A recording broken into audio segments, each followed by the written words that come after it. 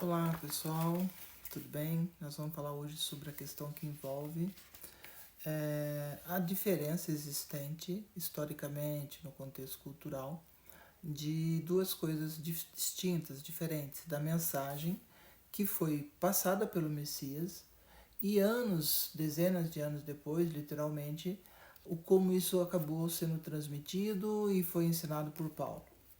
Isso é uma questão que envolve aspectos que ocorreram na época do primeiro século, ou seja, do ano chamado zero até o ano 100. Aí, nesse período de tempo, nós temos a confecção de vários textos, inúmeros inclusive, sobre o chamado hoje, encontrado em forma de livro, chamado Novo Testamento. Aí nós vamos entender algumas coisas importantes, né? A primeira questão importante diz respeito como é que nós vamos entender essa situação. Teria havido algum desentendimento à época? O que aconteceu de fato? Como foi transmitido isso do judaísmo primitivo para o cristianismo primitivo? E de tal maneira que a gente vai encontrar algumas questões, né? E muitas na verdade, muitas perguntas, né? E as respostas elas vão depender da fonte de consulta que você utilizar, obviamente. Então, mas de qualquer maneira, independente da fonte de consulta que você utilize, vai ficar latente uma pergunta. Através de qual critério específico, ou de quais critérios poderíamos estabelecer a distinção daquilo que se chama, e que eu chamo no meu livro também, de evangelho joio e evangelho trigo? Onde essa diferença acontece? Essa questão, ela envolve entendermos outra coisa, né? Se você prefere se nortear ou nortear sua vida espiritual baseada naquilo que o Messias disse ou naquilo que disseram sobre ele, sejam eles seus discípulos, sejam eles não discípulos, como é o caso de Paulo, que nunca foi discípulo do Messias, e outros que escreveram sobre essa questão. Então, assim, se você prefere ouvir as palavras do Messias de Israel, Sermão da Montanha, capítulos 5, 6 e 7. Se você prefere ouvir as palavras de Paulo, texto de Paulo. Há algumas coisas importantes, né? Primeiro que isso é uma questão de fórum íntimo individual, que você que vai ter que fazer essa escolha, você que vai ter que tomar essa decisão, né? Então, assim, e quais as referências que você poderia adotar para tomar essa decisão? Algumas perguntas, né? Quais as referências ou referenciais você adotaria para essa decisão? Os fatos decorrentes de divergência dos ensinamentos entre o Messias e Paulo? As questões decorrentes de falhas na transmissão das informações e mensagem do hebraico para o texto grego?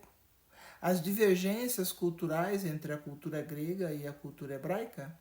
Enfim, pode até aparentar ser uma decisão difícil, mas isso tudo requer uma análise dos documentos, fontes, literaturas hoje existentes e reconhecidas, né, por estudiosos do assunto mundialmente sobre esse tema. Enfim, existem essas fontes de consultas, eu cito várias delas no meu livro. E uma das possibilidades que a gente tem aqui, que é a que eu vou tratar e trato no livro, diz respeito a analisar os ensinamentos do Messias no conhecido Sermão da Montanha, literalmente o discurso na encosta da colina, aonde ele expôs todos os seus ensinamentos. E, paralelo a isso, né, você tratar dos outros ensinos existentes, inclusive os de Paulo, né, que estão ensinos distribuídos nas suas cartas, ou a ele atribuídas, né? E que não estão no referido Sermão da Montanha. Né? Muitas vezes contrária até ao que está no Sermão da Montanha. Doutrinas de Paulo não são exatamente as mesmas doutrinas do Messias, não são mesmo, literalmente, faça a comparação. Observe lá, né? Que Paulo, rigorosamente, Paulo é reconhecido como o criador de uma nova religião, que é a chamada cristianismo grego. Tem gente que não percebe por esse detalhe, mas o cristianismo é grego. Se você pegar a palavra, por exemplo, cisânia, né, ou outras palavras, você vai encontrar seu significado no grego.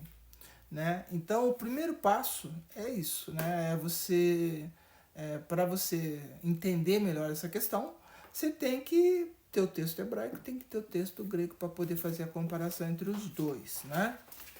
Bom, entender também o que é uma tradução, né, de um determinado texto. Tradução é um processo de decodificação de uma mensagem de uma língua de origem para uma mensagem numa outra língua chamada de destino. Parece simples, né? Mas é uma atividade cognitiva e de alta complexidade. E tem como demanda central a negociação de significado entre essas duas línguas, né? Então, assim, o que se busca, os tradutores, obviamente, buscaram, o principal objetivo e desejado é uma comunicação que repasse conhecimentos entre línguas distintas, facilitando a compreensão do leitor que se encontra no idioma destino, porque, de fato, o conhecimento de línguas e idiomas não é uma coisa simples, é bastante complexo. Especialmente quando se fala da linguagem materna ou de origem da tradução. Primeiro, questões que a gente tem que considerar, não dá para negar isso, primeiro, qual é o compromisso do tradutor?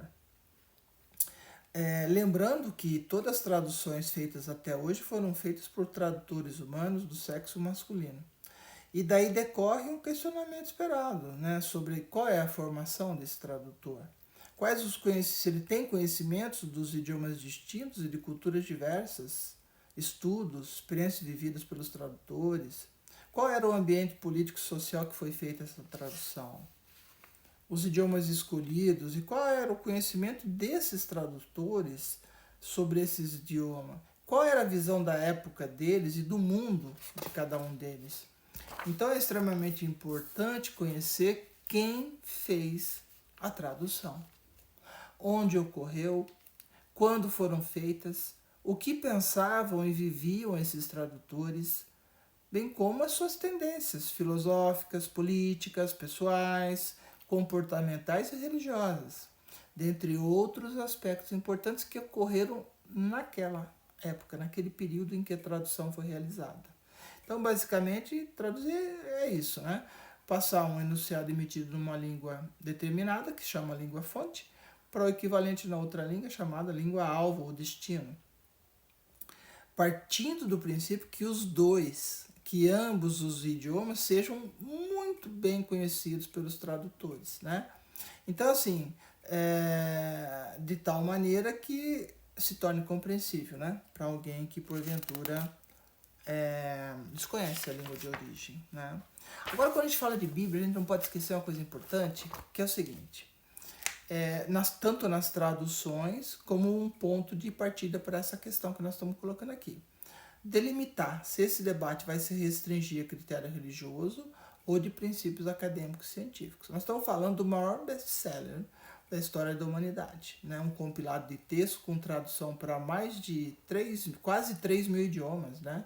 E segundo estimativas da Sociedade Bíblica do Brasil, com mais de 3,9 bilhões de exemplares já vendidos no mundo. Para os católicos, são 73 livros. Para os protestantes, são 66 livros. A Igreja Ortodoxa considera 78. E os judeus, 39. Partindo de questões que envolvem estar reunido num único livro ou não. Por exemplo, Juízes, Samuel, Reis, Crônicas, né? Essa questão esses autores, quem escreveram, quais os que escreveram esse texto, né? Então, assim, a teologia, ela é voltada para o sacerdócio, ela precisa garantir que o texto é inspirado, ou seja, é dito pelo próprio Deus através do Espírito Santo. Do ponto de vista factual, do ponto de vista histórico, cultural, nós sabemos que são seres humanos que fizeram esse texto, sem exceção, todos foram escritos. E aí, quando se parte para alguma conjectura nessa direção, a gente separa o que é crença do que é realidade. Ok? Esse é o ponto de partida.